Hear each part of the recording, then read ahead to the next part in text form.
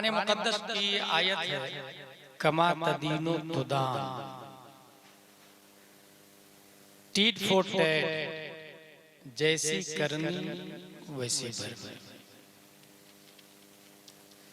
सबसे पहले हम ये समझते हैं कि अल्लाह तबारक व तआला ने हसनैन करीमैन की तख्लीक क्यों कर फरमाई। 6 लेन है, हाईवे उत्तर दक्षिण का है, सूरज मशरिक से निकलता और मगरिब में डूबता है। अगर आप पूरब की तरफ से चल रहे हैं, सूरज निकल रहा है, आपका साया पूरे 6 लेन को घेर करके 6 लेन के बाहर खेत में, सूरज डूब रहा है और आप मगरिब की तरफ से चलेंगे, पश्चिम की तरफ से, आपका साया 6 लेन को क्रॉस करके अपोजिट साइड में हाईवे से बाहर आप जा रहे हैं, सामने से कोई आ रहा है दूसरी साइड से, आपके साये को देखकर वो सीटी बजाकर ये नहीं कहेगा भाई साहब आप अपना साया समेट लीजिए ना, मेरी गाड़ी गुजरने वाली है, कहीं ऐसा न हो आपके साये के सर के ऊपर से मेरी अपाची चली जाए, फॉर्च्यूनर चली जाए, अल्टो टोयोटा चली जाए। अगर कोई शख्स जूता पहन के पैदल आ रहा है, वो आवाज दे के नहीं कहेगा भाई आप अपने साये को हटाइए, मैं जूता पहन के उसके ऊपर से गुजरने वाला हूं। और उसने बोला नहीं, साया को आपने समेटा नहीं, आपके साये के सर के ऊपर से जूता पहन के चला गया। थाने में टीआई से कहा कि उसके खिलाफ मानहानि का केस दर्ज करें, FIR नोट करें, मेरे साये की तौहीन करके जूता पहन के मेरे साये के सर के ऊपर से गए। टीआई बोलेगा get out from this place, it is not acceptable of, ये क्राइम नहीं, ये जुर्म नहीं, आप यहां से चले जाइए। परवरदिगारे आलम ने प्यारे मुस्तफा सल्लल्लाहु तआला अलैहि वसल्लम का साया इसीलिए नहीं बनाया कि अगर आप मक्के में चलते तो अबू जहल जूता पहन के आगे रौंद सकता था, उतबा शीबा आपके साये को कुचल कर आगे बढ़ सकता था, या जहां से साया गया उस जमीन पर किसी और के कदम पड़ सकते थे। और रब की बारगाह में साया मुस्तफा की तौहीन एक्सेप्टेबल है, इसलिए साया ही नहीं बना। साया ने रब की बारगाह में जाके अर्ज किया, मौला तेरा इरशाद है वमा अरसलनाका इल्ला रहमतल लिल आलमीन, तूने नबी को सारे आलम के लिए रहमत बनाया। I am also part of the world, मैं भी तो आलम का एक हिस्सा हूँ। अगर नबी मेरे लिए रहमत होते तो मैं नबी का होता। साये ने कहा और मैं नबी का हूँ नहीं, तो नबी मेरे लिए कैसे रहमत हो? अल्लाह ने साया की शिकायत कबूल फरमा और नबी का साया बनाया, मगर साये की शक्ल में नहीं बना। एक बच्चा पैदा होता है, सबसे पहले माँ देखती, बाप देखता, नर्स देखती, heightness, whiteness, fitness, blackness, thickness, fatness. Let's ask Hazrat Ali रज़ियल्लाहु ताला अन्हु, tell me about your both son named Hasan और हुसैन। हजरत अली आप ही बताइए ना, आप अपने दोनों बच्चों के बारे में वो कैसे दिखते थे? हजरत अली इरशाद फरमाते, अल हसन अशबह नबी सल्लल्लाहु अलैहि वसल्लम मा बैन सद्र इला रास, वल हुसैन अशबह रसूलुल्लाह सल्लल्लाहु अलैहि वसल्लम मा कान असफल मिन वालिक। इमाम हसन सीना से सर तक रसूलुल्लाह के मुशाबे थे, इमाम हुसैन सीना से पांव तक रसूलुल्लाह के मुशाबे थे। पता ये चला अल्लाह ने नबी का साया बनाया, मगर साये की शक्ल में नहीं बनाया। हसन और हुसैन की शक्ल में बनाया। अब हसन की तौहीन ये मुस्तफा की तौहीन है, हसन की बेअदबी ये मुस्तफा की बेअदबी है, हुसैन से मोहब्बत ये मुस्तफा से मोहब्बत है, हुसैन की तौहीन ये मुस्तफा की तौहीन है। और इमाम हसन और हुसैन ये शबीह मुस्तफा थे।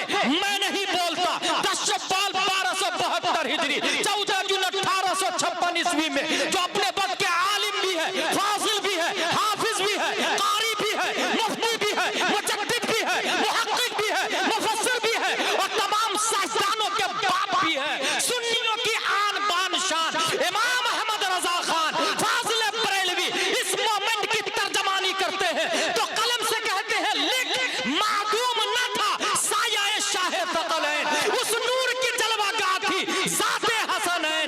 तमसील ने उस साये के 2 हिस्से किए, आधे से हसन बने, आधे से हुसैन। जिंदाबाद जिंदाबाद। इमाम हुसैन रज़ियल्लाहु ताला अन्हु और इमाम हसन तख्लीक की एक सबसे बारीक वजह आपको बताऊं। हजरत इब्राहिम अलैहिस्सलाम ने हजरत इस्माइल अलैहिस्सलाम को ज़िबा किया। आप लोगों ने ये सुना होगा। लेकिन जब ज़िबा कर रहे थे तो इस्माइल अलैहिस्सलाम को जिब्रील अलैहिस्सलाम ने बाजू में हटाया और दुम्बा लाके ज़िबा कर दिया। ठीक है।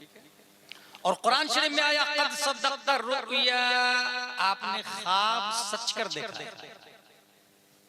ज़िबा इस्माइल नहीं हुए और कुरान बोल रहा ख्वाब सच कर दिया। अच्छा, ये दुम्बा ज़िबा हुआ, ये दुम्बा कौन सा था? पूरी दुनिया में सबसे पहली कुर्बानी हजरत हाबिल ने की। काबिल ने भी की थी, काबिल की कुर्बानी कबूल नहीं हुई, हाबिल की कुर्बानी कबूल हो गई। वही दुम्बा जो हजरत हाबिल ने कुर्बान किया था जन्नत में जाके एंजॉय कर रहा था, खा पी रहा था, चर रहा था। जन्नत घास से ढकी हुई जगह, इसलिए जन्नत वजह तस्मीह उसका आया।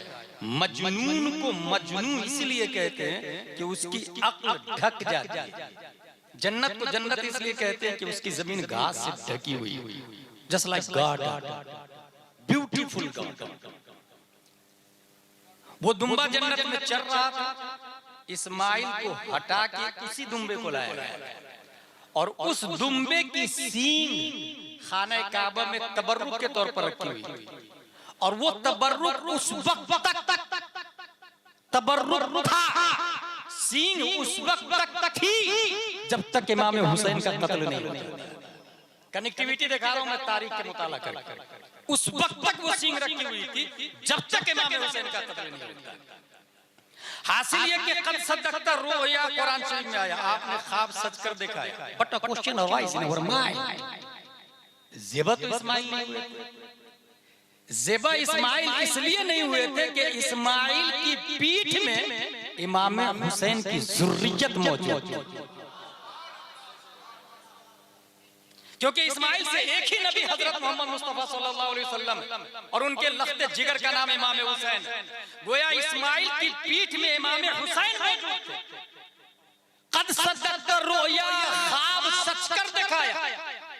जिंदा इसलिए रखा गया कि हुसैन को पैदा होके करबला में इस्लाम को बचाना था, इसलिए इस्माइल ज़िबा नहीं हुए।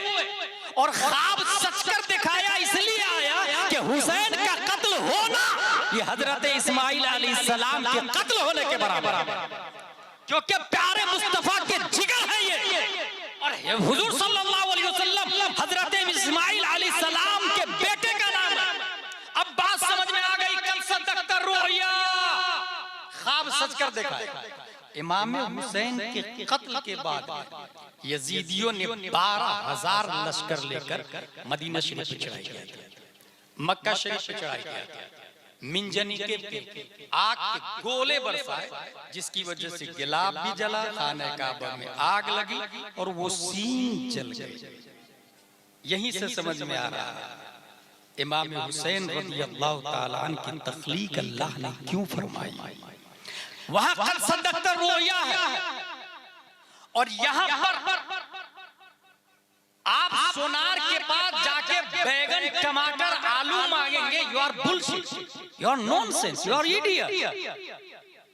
सोनार के पास सोना हो, सब्जी फरोश के पास आलू बैगन टमाटर होंगे, मधु बेचने वाले के पास मधु होगा, प्रेस वाले के पास कागज होंगे। पूरी दुनिया में जितनी नेमत बटती है वो नबी के दर से बढ़ती है। बुखारी में आया इन्नमा अना कासिम वल्लाहु युती, नबी बांटते हैं, देता अल्लाह है। I'm just a distributor but the grant is from Allah। मैं बांटता हूं, तो इसका मतलब ये हुआ कि इल्म नबी ने बांटा, तो नबी आलिम हैं। दौलत नबी ने बांटी, नबी पूरी दुनिया के मालिक हैं। फजल नबी ने बांटा, नबी साहिबे फजलो कमाल हैं। सखावत नबी ने बांटी, नबी सखी है। शुजाअत नबी ने बांटी, नबी शुजा है। हुस्नो जमाल नबी ने बांटा, नबी हसीनो जमील है। शहादत बहुत बड़ी नेमत है, वो भी नबी ने बांटी, लेकिन नबी शहीद नहीं। That point should be noted। नबी ने शहादत बांटी, लेकिन नबी शहीद नहीं। और शहादत की दो किस्में हैं, शहादत सिर्री, शहादत जहरी। जैसे जहरी नमाज होती है और सिर्री नमाज होती है।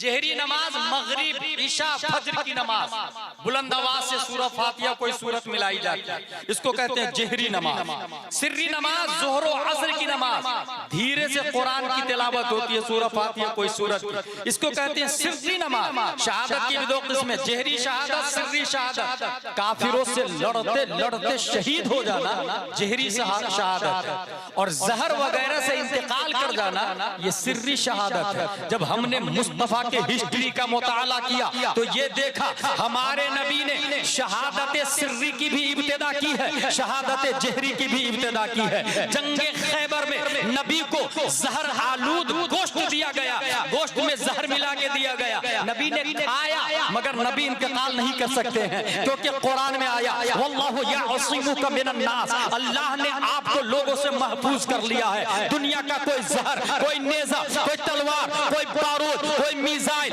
कोई बम, कोई AK-47 नबी को कत्ल नहीं कर सकता है, क्योंकि कुरान माने कत्ल मुस्तफा है। वल्लाहु यअसिमुका मिनन नास। लेकिन शहादत सिर्री की इब्तिदा कर दी है, और शहादत जहरी जंगे उहुद में नबी लड़े हैं, खून निकला है, ये शहादत जहरी की इब्तिदा है। लेकिन नबी इंतकाल नहीं कर सकते हैं, कोई तलवार मार नहीं सकती, क्योंकि मासूम अनिल खता भी है और मासूम अनिल नास भी है, लोग भी आपका मर्डर नहीं कर सकते हैं। इब्तिदा तो हो गई, इंतहा के लिए अल्लाह ने नबी के बदन से दो टुकड़ा लिया, एक टुकड़ा से हसन बनाया, एक टुकड़ा से हुसैन बनाया। इमाम हसन ने जहर आलूद जहर खा के इमाम हसन की शहादत होती है, ये शहादत सिर्री की इंतहा है। और इमाम हुसैन करबला में तलवार से लड़ते लड़ते शहीद होते हैं, ये शहादत जहरी की इंतहा है। पता ये चला इब्तिदा मुस्तफा ने कर दी थी, इंतहा के लिए अल्लाह ने हसन हुसैन को पैदा किया है।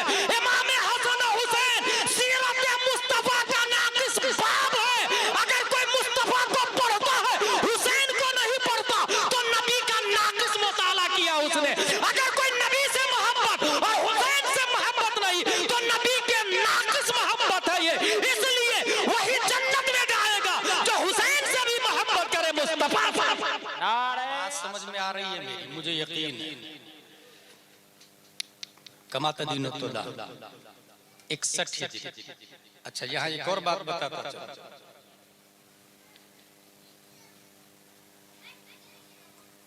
आपके यहाँ अगर किसी का इंतकाल हो जाता है, क्या गांव का नाम बताया?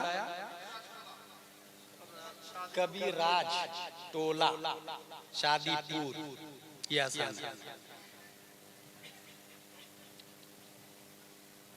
इमाम साहब फलां का इंतकाल हो चुका, नमाज जनाजा असर के बाद ऐलान होता है, फलां का इंतकाल हो चुका, इन्ना लिल्लाहि व इन्ना इलैहि राजिऊन, नमाज जनाजा फलां का इतने बजे अदा की जाएगी। कल हो के उसके मोबाइल पे रिंगिंग होती है, फोन आता है, फलां साहब का इंतकाल हो चुका। कब? कल। 4 दिन के बाद किसी और कोई और मिलने आया, फौला साहब का इंतकाल हो चुका। कब? 4 दिन पहले। मींस यही सिस्टम है हमारे बंगाल का, इंडिया का, बल्कि दुनिया का मोस्टली कॉन्सेप्ट यही है कि रूह निकल गई means dead. But today I will prove that is totally wrong wrong wrong. रूह की बका ये जिंदगी नहीं है, और रूह का निकलना ये मौत भी नहीं। और दलील हमारे पास हुजूर सल्लल्लाहु तआला अलैहि वसल्लम अबू जहल से कहते हैं, कुल ला इलाहा इल्लल्लाह मुहम्मदुर रसूलुल्लाह। रिजेक्टेड। अबू जहल से नबी ने 1 बार 2 बार 3 बार जिब्रील अलैहिस्सलाम या रसूल अल्लाह अवमन कान मैत, ये मुर्दा है, should be note at this point. उसकी रूह को मलकुल मौत आके निकाल के लेने गए। वो कत्ले नबी का प्लान कर रहा, वो अदावत में नफरत में जिंदगी गुजार रहा, जहन साजी कर रहा, फौज इकट्ठा कर रहा नबी को मारने के लिए। माज़अल्लाह या रब्बिल आलमीन। मक्के में घूम रहा, आजू बाजू में खबर पहुंचवा रहा, जहन साजी अफराद साजी कर रहा। सवाल ये है कि his eyes are watching, Islam said he is dead. His hands are catching, Islam said he is dead. His foot are walking, Islam said he is dead. His heart is beating, Islam said he is dead. His mind is working, Islam said he is dead. काम कर रहा, बीवी बच्चों वाला, हाथ पांव आंख कान नाक सब कुछ है, और इस्लाम क्या बोल रहा?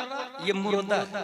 इसका मतलब रूह बाकी रहे तो वो जिंदा है। गलत।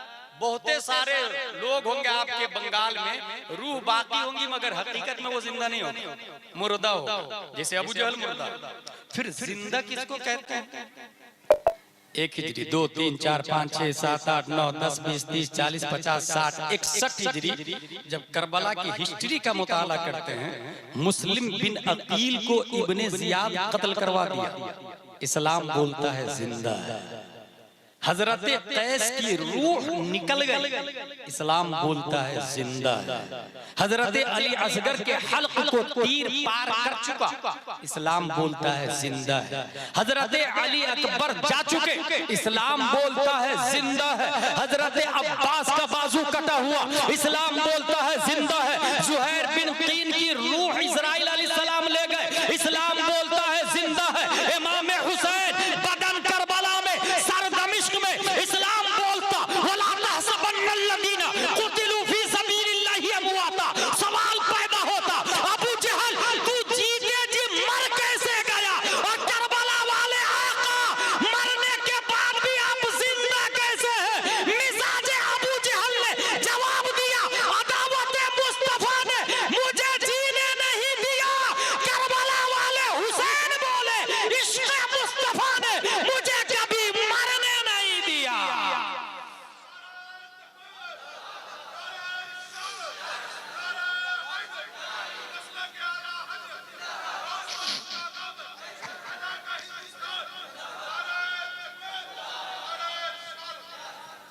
इसका मतलब यहाँ भी मुर्दे लोग होंगे, बंगाल में भी मुर्दे लोग होंगे, शादीपुर में भी मुर्दा लोग होंगे। पहचानेंगे कैसे? पहचानने का एक फार्मूला है, बुखारी शरीफ की हदीस है, और वो भी यजीद से रिलेटेड। ला यकीदु अहलुल मदीना अहदुन इल्ला मा कमा यनमाउल मिल्हु फिल मा। या बुखारी शरीफ। जिसने अहले मदीना के साथ बगावत की वो ऐसे पिघलेगा जैसे पानी में नमक। गौर से लफ्ज को देखो, ऐसे पिघलेगा जैसे पानी में नमक। ये बोतल है मेरे पास, एक और बोतल, अगर इसमें वो वाली, अगर इसमें एक में मैं नमक डाल, ठीक है, और उसको मिला और पीठ पीछे ले जाके एक्सचेंज कर, और फिर आपसे कहूं बताइए इसमें नमक, पहचान पाएगा? अब पहचानने के लिए कुव्वते बसारत काम नहीं करेगी। अब पहचानने के लिए क्या करना होगा? टेस्ट, कुव्वते जायका काम करेगी। हदीस शरीफ के अंदर आया, जिसने अहले मदीना के साथ बगावत की वैसे पिघलेगा जैसे पानी में नमक। और तारीख में ये लिखा है, सबसे पहले अहले मदीना के साथ जिसने गद्दारी की है वो 12,000 यजीद की फौज है जो कत्ले हुसैन के बाद मदीना गई थी। पता ये चला इसने अहले मदीना के साथ गद्दारी की, सहाबी जात की इस्मत दरी की, सहाबा का खून किया, 10,000 से ज्यादा लोगों को शहीद किया, मस्जिद नबवी में अजान और नमाज पे पाबंदी लगा दी, हरम में घोड़े बांधे घोड़े और घोड़ों ने लीद किया माज़ल्लाह रब्बिल आलमीन। तो अहले मदीना के साथ गद्दारी यजीद ने की, और नबी ने क्या फरमाया, जिसने अहले मदीना के साथ बगावत की वैसे पिघलेगा जैसे पानी में नमक। नमक का वजूद है, नमक खत्म नहीं हुआ है, शक्ल बदल गई है, झंडा नहीं है, पहचान नहीं है, सिस्टम नहीं है, लिबास नहीं है, उस नमक का कोई कलर नहीं है, टोपी नहीं है, उसका कोई सिंबल नहीं है। पता ये चला यजीदी है मालदा में भी, कलियाचक में भी, बंगाल में भी, भारत और दुनिया में यजीदी है, मगर कोई टोपी नहीं है यजीद की, कोई कुर्ता पजामा नहीं है, कोई कलर नहीं है, कोई लिबास नहीं है, कोई सिलसिला नसब भी नहीं है, और न ही सिलसिला बैत है। कोई ये नहीं बोलता मेरा बाप यजीद है, कोई ये नहीं बोलता मेरा सिलसिला नसब यजीद तक पहुंचता, कोई ये नहीं बोलता ये यजीदी कुर्ता पजामा है। क्यों नहीं बोलता, जबकि चुपके से यजीद को अमीरुल मोमिनीन भी कहता है, मगर खुल करके मैदान में कोई नहीं आता। पता क्या चला कि यजीदी है। अब देखने से नहीं समझ में आएगा, चखने से समझ में आएगा। चखने से मुहर्रम की पहली तारीख निकली, एक तरफ सबील है, लंगर है, नियाज है, खिजरा है, जिक्र हुसैन है, मैदान करबला की हिस्ट्री है, जलसा है, शहादत करबला है, तारीख करबला है, लंगर हुसैन है। जिसने कहा जायज है वो हुसैनी है, और जिसने कहा हराम वही वक्त का यजीद है। 6 साल के बाद इब्ने जियाद का सर वहीं पे रखा हुआ था, और ये सर किसने कलम किया था, मुख्तार बिन उबैद सकफी। उसी गवर्नर हाउस में मुख्तार बिन उबैद सकफी का भी सर था। ये किसने रखा था, अब्दुल्ला बिन जुबैर। मेरे भाई, इमाम हुसैन रज़ियल्लाहु ताला अन्हु का कत्ल तो कर दिया, बहुत खुश, बहुत खुश। मगर इब्ने साद जिस वक्त मुख्तार बिन उबैद सकफी गालिब आया कुफर पर, अपने चंद लोगों को भेजा, जा इब्ने साद को बुला के ला। इब्ने साद की हिस्ट्री इमाम साहब से सुनी होगी आपने, अशरा मुबशरा में से है उनके वालिद साहब साद बिन वक्कास, जन्नती उनका बेटा है। इसका मतलब बेटा जहन्नमी हो सकता, लेकिन बेटे के जहन्नमी होने की वजह से बाप पे उंगली नहीं उठे। ऐसे ही जैसे यजीद के जहन्नमी होने की वजह से अमीर मुआविया पे उंगली नहीं उठे। अगर कोई उठाता है तो वो खुद अपने आप में जहन्नमी हो जाएगा, और उसे शऊर भी नहीं। बोला इब्ने साद को बुला के ला। इब्ने साद अपने बेटे को भेज दिया और कहा, जा बोल देना मुख्तार को कि मैं खलवत नशी हो गया। खलवत नशी किसको कहते हैं, तन्हाई में बैठ के अल्लाह अल्लाह अल्लाह अल्लाह अल्लाह अल्लाह, खलवत नशी, बाहर नहीं निकलना, लोगों में नहीं रहना। बेटा आया मुख्तार के पास, तेरा बाप कहाँ, बोले खलवत नशी हो गया। कहा अच्छा, करबला में हुसैन बिन अली के मुकाबले में खलवत नशीनी याद नहीं आई।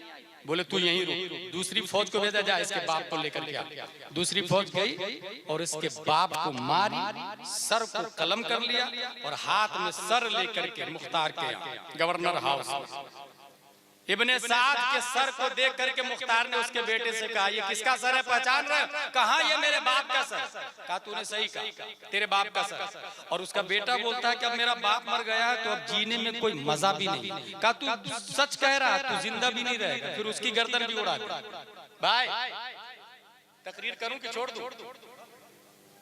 एक आदमी भी नहीं बोलेगा, क्योंकि लाखों रुपया खर्चा किया आपने जलसे में सुनने के लिए, और जिस तरह पब्लिक पर सुनना जरूरी है, वफादाराने अहले बैत कमेटी पर भी सुनना जरूरी है। अगर कमेटी नहीं सुन रही है तो इसका मतलब ये हुआ कि दूसरों को फायदा पहुंचा रही है, खुद फायदा हासिल नहीं कर रही। इसलिए सब लोग सुनेंगे, बात कोई नहीं करेगा। दुरूद शरीफ पढ़े, अल्लाहुम्मा सल्ली अला सय्यदना व मौलाना मुहम्मद व आलिहि व सहबिहि बारिक वसल्लिम, सलातु व सलामुन अलैका या रसूल अल्लाह। मुख्तार बिन उबैद सकफी ने कहा कि तू सच बोल रहा, तू जिंदा भी नहीं रहेगा। उसकी भी गर्दन उड़ा दिया। तब मुख्तार तारीखी जुमला बोलता है, इब्ने साद का सर हुसैन के बदले और उसके बेटे का सर अली असगर के बदले, और फिर बोलता है खुदा की कसम कुरैश का एक दस्ता भी कत्ल कर दूं तो इमाम हुसैन की उंगली का भी मुकाबला नहीं हो सकता है, क्योंकि यही वो उंगली है जिसको नबी पकड़ के चलते थे। इसी उंगली को पकड़ के नबी चलते थे और हुसैन को चलाते भी थे। और ये वो उंगली थी इमाम हुसैन की जिस उंगली को नबी ने पकड़ा। और नबी की उंगलियां कौन सी उंगलियां हैं? नूर के चश्मे लहराए दरिया बहे, उंगलियों की करामत पे लाखों सलाम। आला हजरत ने उसी उंगली के बारे में लिखा, रुए जमीन में सबसे अच्छा पानी कौन सा? बताया 99% लोग जवाब देंगे आबे ज़मज़म या फिर हौज़े कौसर, कुछ लोग पहुंच जाएंगे। आला हजरत फरमाते हैं नो, जो पानी नबी की उंगली से निकला वो सबसे अफजल पानी है। इश्क होता है ये सब जुमले निकलते हैं। इब्ने साद मारा गया। उसके बाद बारी आती है खूली बिन यजीद।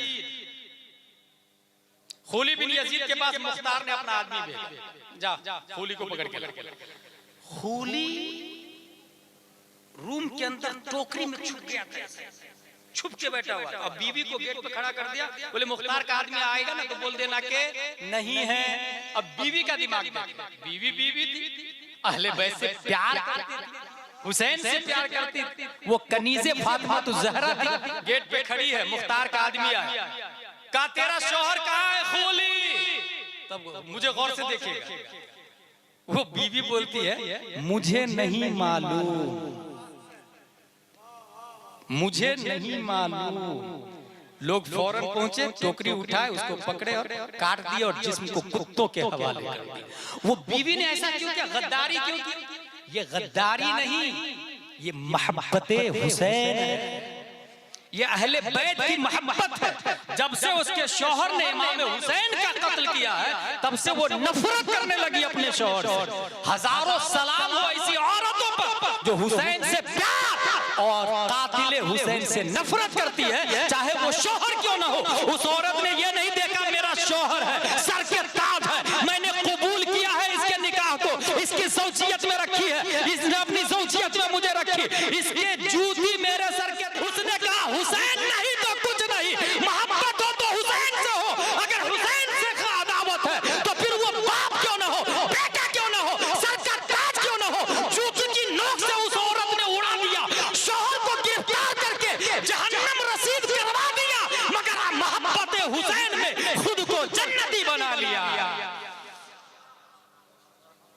एक एक को चुन के मारा है मुख्तार बिन उबैद सकफी ने। मैं नाम ले रहा हूँ कुछ लोगों का। शिमर दिल जोशन, ये अपना एक साथी लिया, इब्ने ज़ियाबी, मुस्लिम बिन ज़ियाबी का भाग यहाँ से भाग गया। काफी दूर जाके एक किसान के घर में घुसा, उसको जबरदस्ती, वहां भी दादागिरी की। यहाँ तो दादागिरी की आई थी करबला में, वहां भी दादागिरी बहुत मारा। का ये खत ले मुसअब बिन जुबैर को दे दे। उसका खत लेके मुसअब बिन जुबैर के पास वो गरीब किसान जा रहा था। रास्ते में मुख्तार बिन उबैद के आदमी चौकी बना रहे थे। कहाँ जा रहा? कहा मैं जा रहा हूँ वहाँ मुसअब बिन जुबैर के पास। कहा अच्छा, ये हाथ में क्या? कहा खत। किसने दिया? बोले शिमर दिल जोशन ने दिया।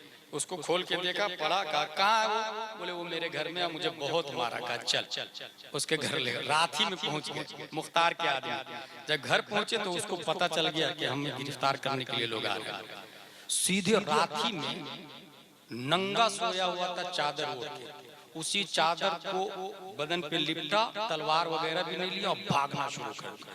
भागते भागते भागते भागते मुख्तार के लोगों ने उसको पकड़। अब पकड़ने के बाद बहुत मारा, सर को काट के, सर को लाते थे मुख्तार के यहाँ गवर्नर हाउस में, और उसकी लाश को कुत्तों के हवाले कर दिया। कुत्ता ने नोच नोच कर उसको खाया। मैंने कौन सी आयत पढ़ी?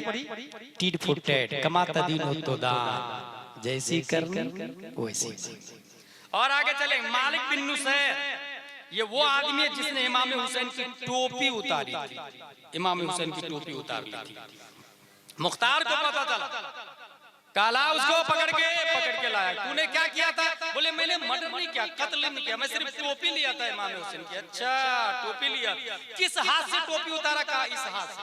तलवार लेके वो हाथ काटा, उसके बाद दूसरा हाथ काटा, उसके बाद पांव काटा और उसकी बॉडी को वहीं छोड़ दिया। खून निकल के तड़प के कमाता दीन तुदा, कुत्ते की मौत मारा गया। हकीम बिन तुफैल ताई, ये वो शख्स है जिसने अब्बास आलम बरदार के असलहा पे कब्जा किया और लिबास पे कब्जा किया। असलहा और लिबास पे कब्जा किया। मुख्तार बिन उबैद सक़फ़ी को पता चला तूने क्या किया था? बोले मैंने लिबास और असलहा, चूंकि कीमती लिबास। और हजरत अब्बास कौन है आप लोग को पता है? हजरत अली के निकाह में जब तक हजरत फातिमा ज़हरा रज़ियल्लाहु अन्हा थी तब तक हजरत अली ने दूसरी शादी नहीं की थी। 4 शादी करना जायज है ना, सहाबा किराम करते थे और वो लोग नेक और साले थे। आज की तरह नहीं थे कि ऐसे गंदे लोग हो गए हैं कि लिविंग रिलेशनशिप में रहेंगे, गर्लफ्रेंड बना के रखेंगे मगर दूसरी शादी नहीं करेंगे। ये हराम है, बहुत नुकसान होता है, बहुत नुकसान होता है। हासिल ये हजरत फातिमा ज़हरा जब तक थी दूसरी शादी नहीं की, उनके बाद में शादी की, उनसे बच्चे पैदा हुए। उनमें एक खातून हजरत अली की ज़ौजा का नाम है उम्मुल बनीन। उम्मुल बनीन कौन है? ये उम्मुल बनीन शिमर दिल जोशन ही के खानदान की, शिमर दिल जोशन के खानदान की उम्मुल बनीन। उम्मुल बनीन के 4 बच्चे थे, उसी में हजरत अब्बास आलम बरदार भी थे। हजरत अली के बेटे अब्बास आलम बरदार, हजरत अब्बास आलम बरदार। अच्छा, उम्मुल बनीन को ऐन लड़ाई के वक्त हजरत अली के इन 4 बेटों को शिमर दिल जोशन ने ये भी कहा तुम्हारे लिए अमान है। इब्ने ज़ियाद ने कहा तुम्हारे लिए अमान है, तुम्हारे लिए अमान है, आ जाओ, तुम मेरी बहन के बेटे हो इसलिए आ जाओ, तुम्हारे लिए अमान है। जानते हजरत अब्बास आलम बरदार वगैरह ने क्या जवाब दिया? कहा रही बात अमान की तो अल्लाह से बढ़ के किसी का अमान नहीं, और अगर तुम मुझे मौत से डरा रहे हो तो सुनो, ये एक जान नहीं, अगर अल्लाह मुझे करोड़ों जान दे सब के सब हुसैन बिन अली और रसूलुल्लाह के दीन पर कुर्बान करने के लिए। ऐन मौके से अपने लोग के कनपट्टी पे कोई बंदूक रख देना तो नजरिया ही घूम जाता है। वोट के खातिर 1000 रुपए में वोट बदल देते हैं लोग, इस पार्टी को नहीं उस पार्टी को देना, और वहाँ ऐन जान खतरे में है। कहा ना अमान की जरूरत नहीं।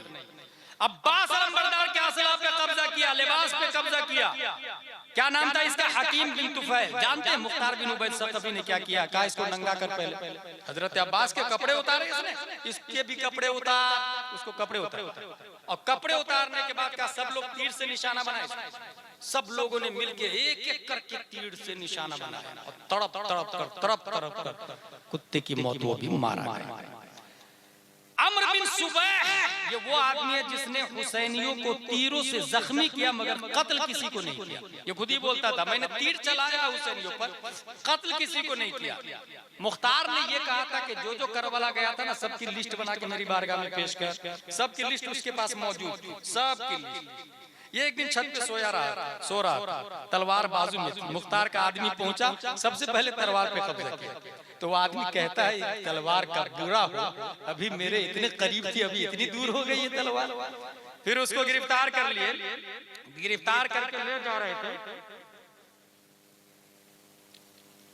एक जगह जमा किया, उसको खड़ा किया और हुक्म मुख्तार बिन उबैद सक़फ़ी उसे भी नेज़ों से छेद कर मार डाला गया। कमाता दीन तुदार। अब गौर कीजिएगा, तारीख करबला में आता है कि करबला में कितने लोग थे? यजीदी के कितने लोग थे? 22,000। मगर अजाब कितने लोगों पर आया पता आपको? 1,40,000 लोगों पर। अभी मैं दलील से बात करूंगा, अभी वो हदीस पढ़ूंगा। ज़ैद बिन रक़्क़ान ये वो आदमी है जो हजरत अब्दुल्लाह बिन मुस्लिम बिन अकील को पेशानी पे तीर मारा था। हजरत अब्दुल्लाह बिन मुस्लिम बिन अकील वो तीर को रोकने के लिए इसे हाथ से बचाया तो हाथ को छेद करके तीर अंदर घुस गया। लाख कोशिश के बावजूद वो तीर निकला नहीं। बहुत अफसोस हुआ, बहुत अफसोस हुआ। मुख्तार बिन उबैस सक़फ़ी को पता चला, उसने भी इसकी पेशानी पर तीर पत्थर मार मार मार मार उसे भी मौत के घाट उतार दिया।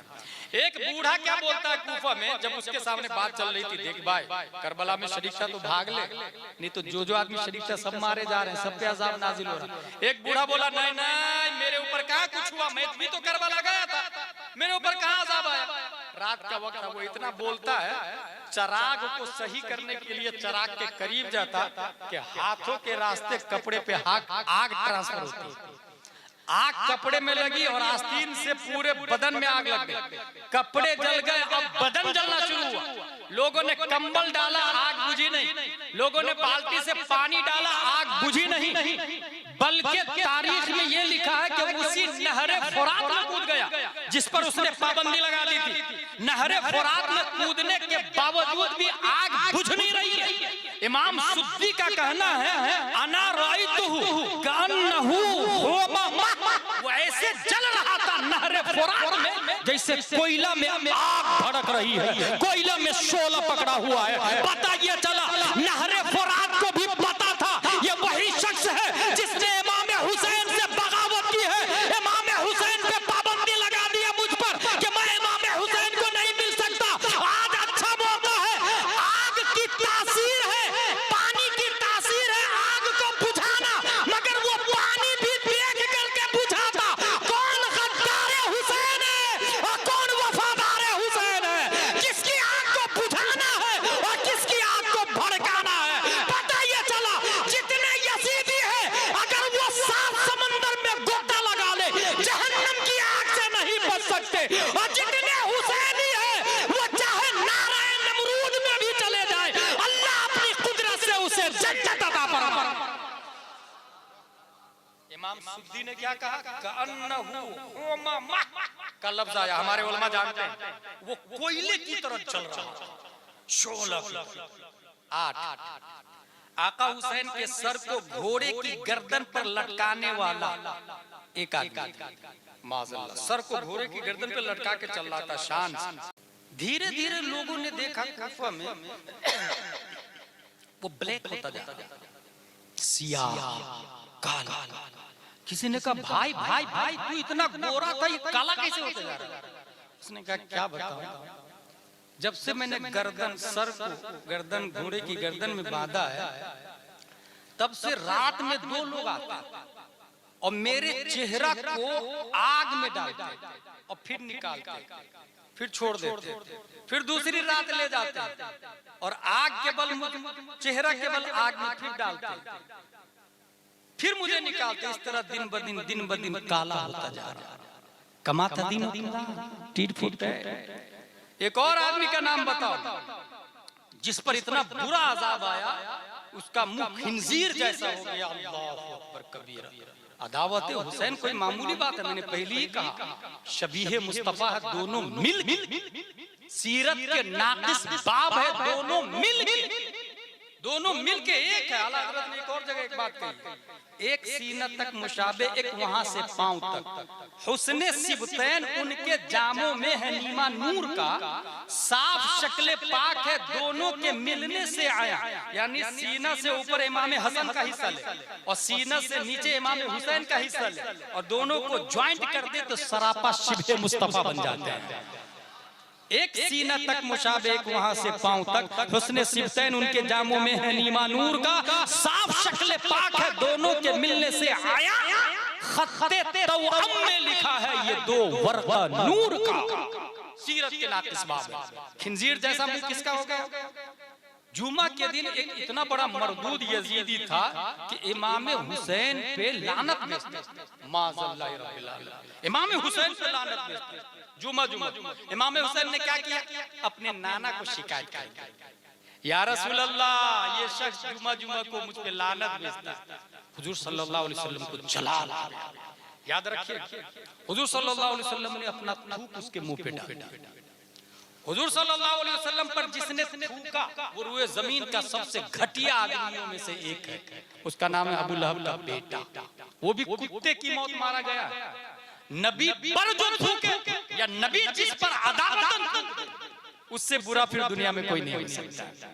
नबी जिस पर, जबकि लुआबे दहन का कमाल ये है, एक दिन एक खातून का बच्चा कुआं में गिर गया। बच्चा बहुत रोने लगा, डूबने लगा, वो चिल्लाने लगी, हाय मेरा बेटा, हाय मेरा बेटा। किसी ने कहा कि हजरत हलीमा के यहाँ एक बरकत वाला बच्चा है, जाओ उससे कहो ना।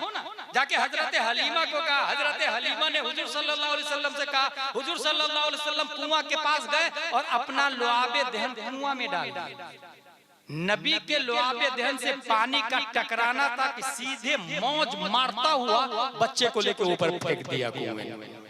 जिसकी तस्की से रोते हुए हंस पड़े, उस तबस्सुम की आदत पे लाखों सलाम। हुजूर सल्लल्लाहु अलैहि वसल्लम से शिकायत की इमाम हुसैन ने। हुजूर सल्लल्लाहु अलैहि वसल्लम ने थूक फेंक दिया। वो धीरे धीरे उसका चेहरा खिंजीर की तरह हो गया। वही चेहरा लेके वो मारा गया। अब सुने, अजाब कितने लोगों पर आया था? 1,40,000। खसाइसुल कुबरा में अल्लामा जलालुद्दीन सुयूती हदीस नकल करते हैं, अवहल्लाहु इला मुहम्मदिन सल्लल्लाहु तआला अलैहि वसल्लम इन्नी क़तलतु बियहया बिन ज़करिया 70,000 व इन्नी क़ातिलुन बिइब्नि बिन्तिक 70,000 व 70,000। यहया बिन ज़करिया के बदले मैंने यहया बिन ज़करिया के बदले 70,000 को कत्ल किया। अल्लाह फरमाता है, और तेरी बेटी यानी या रसूल अल्लाह, आपकी बेटी के बेटे के बदले 70,000 और 70,000 कितना हो गया? 1,40,000 को कत्ल करूंगा। 22,000 करबला में आए थे, 1,40,000 क्यों मारे गए? इसको अगर आपके सामने कोई शराब पीता है तो आप रोकते नहीं, मुझे क्या करना, उसका पैसा, उसका टाइम, उसकी मर्जी ना। आपके सामने जुर्म हो रहा है तो आप रोके। अगर ताकत है तो हाथ से रोके, नहीं तो जुबान से रोके। भाई भाई भाई, जुआ मत खेलो हराम, शराब मत पियो हराम, हराम काम मत करो, सूद मत खाओ, बगैर कपड़े के चड्डी पहन के अंडरवियर पहन के मार्केट में मत घूमो।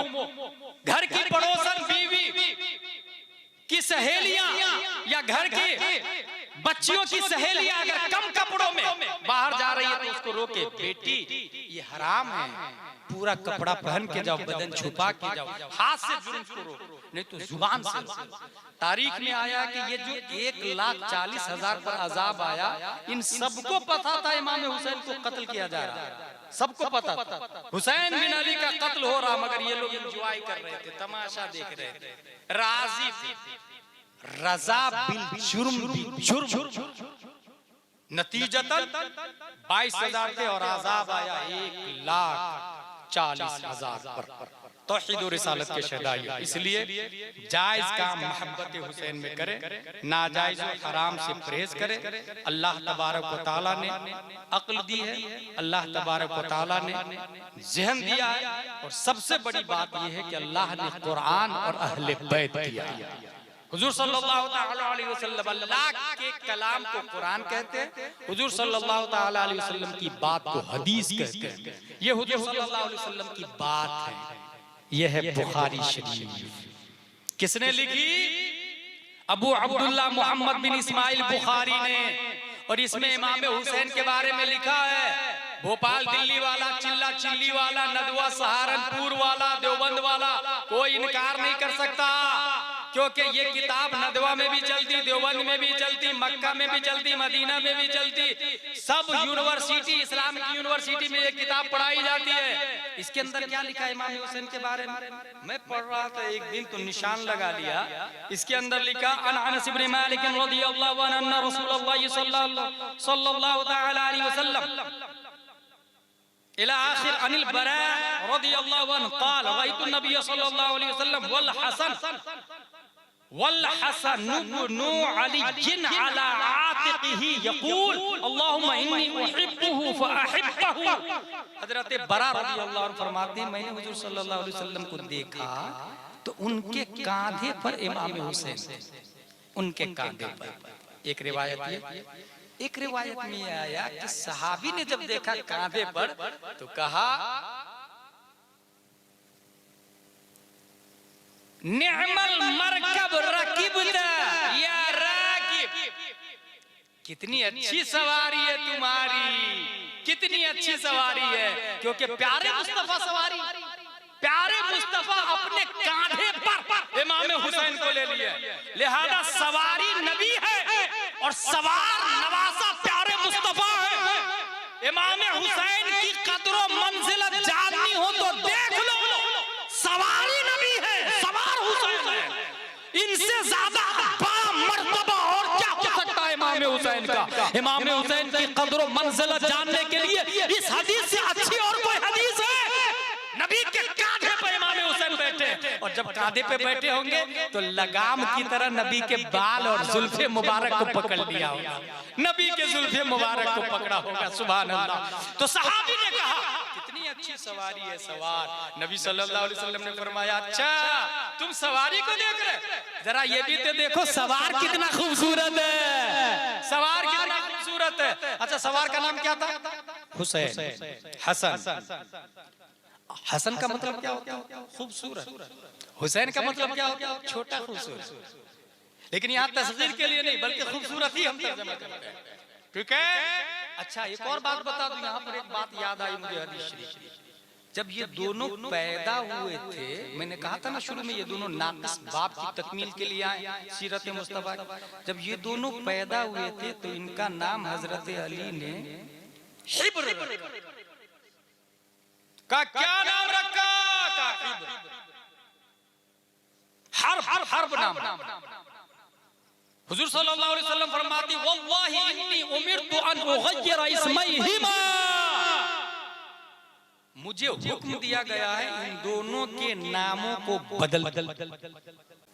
तब नबी ने नाम रखा हसन हुसैन।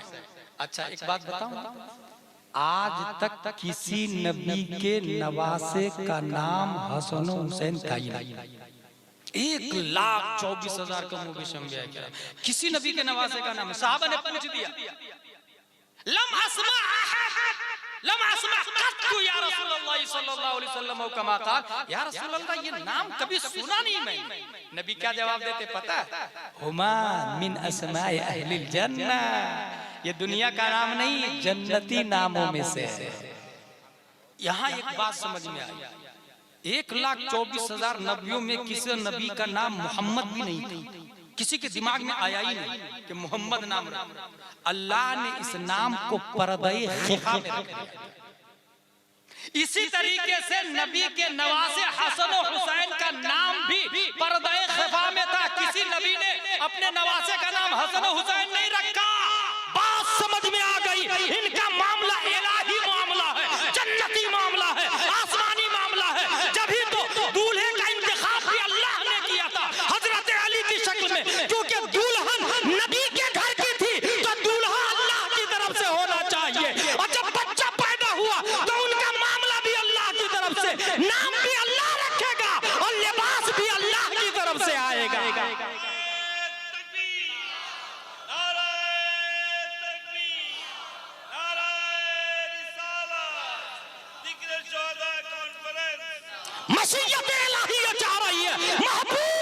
जिस तरह मैंने आपके नाम को पर्दे खिफा में रखा, क्योंकि आप लाजवाब इस्मन भी है और जातन भी है, ऐसे ही आपके नवासे का नाम भी मैंने पर्दे खिफा में रखा, ताकि आपके नवासे का नाम भी लाजवाब हो जाए, इस्मन भी और जातन भी पर्दे खिफा में रखा। अब एक हदीस बता के वमा अलैना इल्लल बलाग कहूंगा मैं, क्योंकि अहले बैत तशरीफ लाने वाले अल्हम्दुलिल्लाह। और अहले बैत के बारे में मैंने गौर किया है। हजरत अली का कौन? हजरत अली, हजरत इमाम हुसैन के 3 साहबजादों का नाम अली, अली अकबर, अली औसत, अली असगर। अकबर बड़े, औसत बीच, असगर छोटे, ठीक है। इमाम हुसैन ने क्यों नाम ये रखा? ताकि मेरा बाप जिंदा रहे, मेरा बाप जिंदा रहे। अल्लाह ने जिंदा रखा ही है, लफ्जन भी जिंदा रहे, लफ्जन भी जिंदा रहे। तो औसत किसको कहते हैं? बीच वाले को। उसी बीच वाले को ज़ैनुल आबिदीन कहते हैं, वही जिंदा रहे। अकबर भी शहीद हो गए थे, असगर भी शहीद हो गए थे। हजरत अकबर जब गए थे अली अकबर मैदान में तो उन्होंने एक शेर कहा था, उसमें डर के मारे कोई आ ही नहीं रहा, 18 साल के नौजवान, तो उन्होंने शेर कहा, अना अली इब्न हुसैन इब्न अली, मैं अली बिन हुसैन बिन अली हूँ।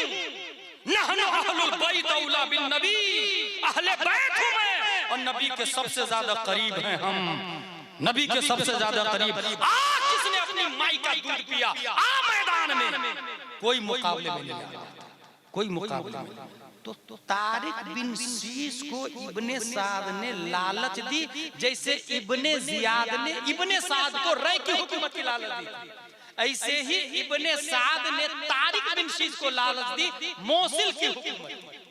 रय की हुकूमत किसने दी थी? इब्ने जियाद ने इब्ने साद, और इब्ने साद ने तारिक को दी मोसिल की गवर्नरी की लालच कि तुमको मोसिल की गवर्नरी दे देंगे, जा अली अकबर का सर लेकर के आ। तारिक बिन शीश गया, इससे पहले कि उसका नेजा हजरत अली अकबर तक पहुंचता, तलवार से ऐसा वार किया कि नेजे के टुकड़े हो गए और गर्दन भी काट डाली, जहन्नम रसीद हो गया। गुस्सा में उसका बेटा आया, वो भी मारा गया, दूसरा बेटा आया, वो भी मारा गया। हासिल मैं यहाँ ये बताना चाहता हूँ, ये जो अहले बैत का लफ्ज़ है, तो इसका माना क्या होता है? बैत कहते हैं घर को और अहल कहते हैं घर वाले, ठीक है।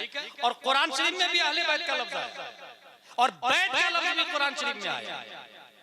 कुरान शरीफ में आया बैत अंतहिरा बैती लित्ताइफीन वल आकिफीन वरुक्काइ सुजूद। इब्राहिम इस्माइल आप दोनों मिलके मेरे घर को पाक करें, अल्लाह ने फरमाया बैतिया। तो बैत किसको कहा अल्लाह ने? काबा को। लेकिन मेरे दिमाग में एक सवाल है ना, ए अल्लाह तू घर में रहने से पाक है, क्योंकि अल्लाह जिस्म से पाक, आंख का नाक से पाक, किसी मकान में मुतहय्यिज होने से अल्लाह पाक।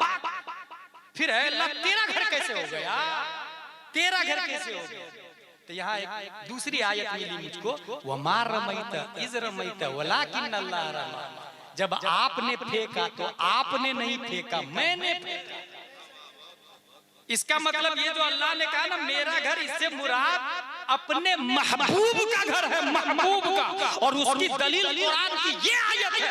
बैत अल्लाह ने काबा को कहा, और जब अहले बैत कहा इन्नमा युरीदुल्लाह लियुज़हिबा अन्कुम अर्रिज्सा अहलल बैति व युतहिरकुम तत्हीरा। वहां भी पाक करने का लफ्ज है, यहाँ भी पाक करने का लफ्ज है। वहां बैत आया, यहाँ अहले बैत आया। वहां बैत काबा को कहा गया है और काबा वाला अहले बैत, इसकी तफसीर बताई जा रही है। जब ये आयत नाजिल हुई, मुस्तफा थे, अली थे, फातिमा थी, हसन थे, हुसैन थे, पता चला घर अल्लाह का काबा है और अल्लाह ने घर वाला अहले बैत औलादे मुस्तफा को बनाया। अल्लाह नारे तकबीर, नारे रिसालत, जिक्र शुहदाए करबला जिंदाबाद। आखिरी हदीस पढ़ रहा हूं, ये हदीस हजरत इब्ने उमर फरमाते रदियल्लाहु अन्हुमा वसालहु रजुलन अनिल मुहरिम यक़तुलु दुबाब फक़ाल अहलुल इराक़ यसअलून अनिल दुबाब वक़द क़तलूना नबनत रसूलिल्लाहि सल्लल्लाहु अलैहि वसल्लम वक़द क़ाल नबी सल्लल्लाहु अलैहि वसल्लम हुमा रैहानताय मिन दुनिया। बुखारी की हदीस है। इब्ने उमर रदियल्लाहु ताला अन्हु से किसी ने पूछा, इहराम की हालत में अगर मक्खी मार ले तो क्या होगा? हजरत इब्ने उमर देखिए फकीह होते हैं। इब्ने उमर फरमाते हैं कि मक्खी मारने का मसला पूछ रहा है इराक में रहने वाला, कत्ले हुसैन का कत्ल करने के बाद, हुसैन बिन अली का कत्ल करने के बाद मक्खी का मसला पूछ रहा है। फकीह जो होते हैं वो बहुत सोच समझ के जवाब देते हैं। एक इंसान तस्वीर खिंचाया नमाज होगी कि नहीं होगी, इतने सवाल आते हजरत, इतने सवाल आते। अबे घर की टीवी तो बंद करवा भाई, सेल्फी लेना खुद तो बंद कर। इमाम ने लिया तो नमाज होगी कि नहीं, इतने सारे सवाल करने लग जाते। मिन कुल्लिल वुजूह इस्लाम बहस करता है, सिर्फ एक पार्ट से नहीं बहस करता, सिर्फ एक चीज से नहीं बहस करता। इमाम ने फोला को गाली दिया, नमाज होगी कि नहीं होगी, रखूं कि नहीं रखूं, उसके पीछे मैं पढ़ूं कि नहीं पढ़ूं। अच्छा 24 घंटा में वो 50 गालियां खुद देता, अपने बारे में मसला ही नहीं पूछ रहा, अपने बारे में मसला नहीं पूछ रहा। और एक बात बताऊं, ये हुजूर सल्लल्लाहु अलैहि वसल्लम से हम लोग 1400 साल बाद हैं, ठीक है। इस वजह से अब सोचेंगे अबू बकर जैसा इमाम मिले तो आपको उमर जैसा होना पड़ेगा। और इसकी दलील है मेरे पास। हजरत अली से किसी ने कहा कि अबू बकर और उमर के जमाने में इतना इख्तिलाफ नहीं था, आपके जमाने में लड़ाई लड़ाई लड़ाई खाली इख्तिलाफ ही। हजरत अली का जवाब सुन, उनके वजीर मुझ जैसे लोग थे, मेरे वजीर तुम जैसे लोग। ये किसने जवाब दिया था? हजरत अली ने। उनके वजीर मुझ जैसे लोग, मेरे वजीर तुम जैसे लोग। इसलिए यकीनन मैं ये नहीं कह रहा कि इमाम साहब को पाबंद शरअ नहीं होना चाहिए। हम में जो अफजल है वही इमामत के काबिल है। हम में जो अफजल है तो हमको देखे पहले ना, हम देखेंगे अपने आप को तो इमाम अच्छे नजर आएंगे। हम अपने आप को अगर नहीं देखेंगे तो इमाम अच्छे नजर नहीं आएंगे। बहरहाल हुजूर सल्लल्लाहु अलैहि वसल्लम ने क्या फरमाया इस हदीस में, अब्दुल्लाह बिन उमर वाली हदीस में, हुमा रैहानताय मिनद दुनिया, ये गुलशने दुनिया के दो फूल हैं। यही हदीस समझाना चाहता हूं। हसन और हुसैन के बारे में आया, ये दोनों फूल हैं। अब मेरा कहना यह है कि ये जो नबी ने फूल कहा, इससे मुराद क्या है? हकीकतन फूल है या मजाजन फूल? ये हकीकत मजाज क्या होता है? बहुत आसान है। नदी चल रही है, ये हकीकत नहीं मजाज है, क्योंकि नदी नहीं चलती, पानी चलता है। समझ गया? समझ गया ना? नदी चल रही है, ये हकीकत नहीं मजाज है, क्योंकि नदी रुकी रहती है, पानी चलता है। ऐसी बारिश ने सब्जा उगाया, बारिश ने हरियाली लाई, तो बारिश ने नहीं लाई, बारिश सबब है, लाने वाला अल्लाह है।